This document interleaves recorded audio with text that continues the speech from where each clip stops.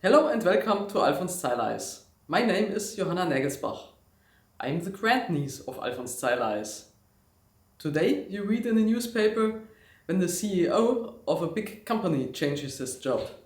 In the 19th century you read in the newspaper when a Royal Bavarian Railway official changed his job.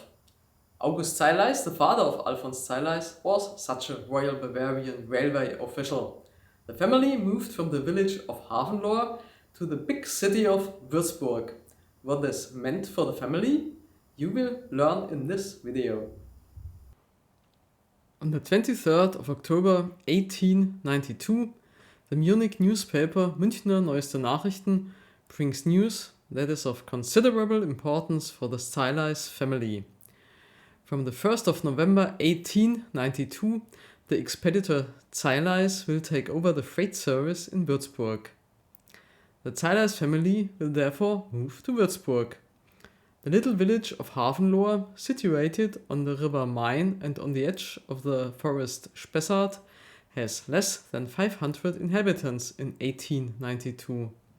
The residential city of Würzburg already has 61,039 inhabitants in 1890 and is growing rapidly. In 1900 it already has 75,499 inhabitants.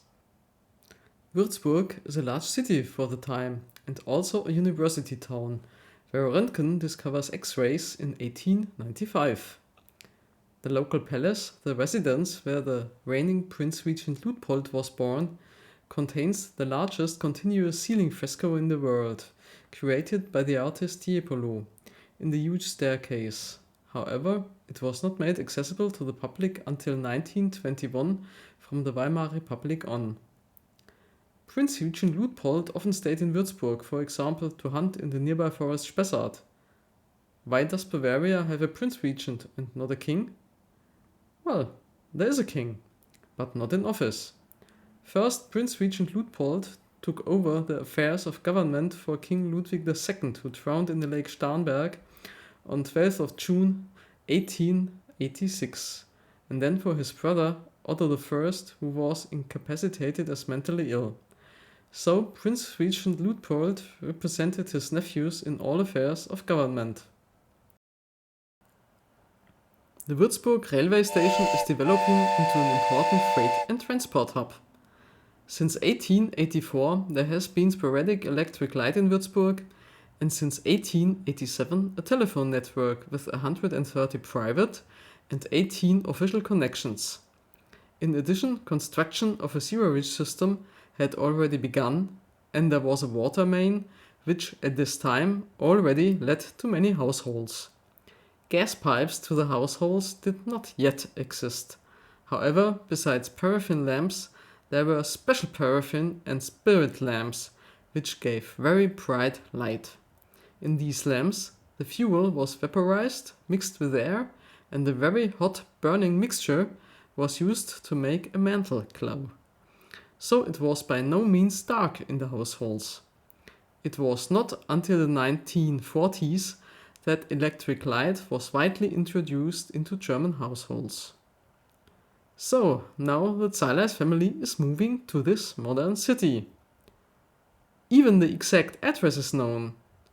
On 11 September 1893, Pastor Herberich from the Royal Parish Office in Hafenlohr certifies the date of birth and baptism of Alfons Zeileis, born in wedlock to expeditor August Zeileis in a COD letter. This means that the boy can be registered at school.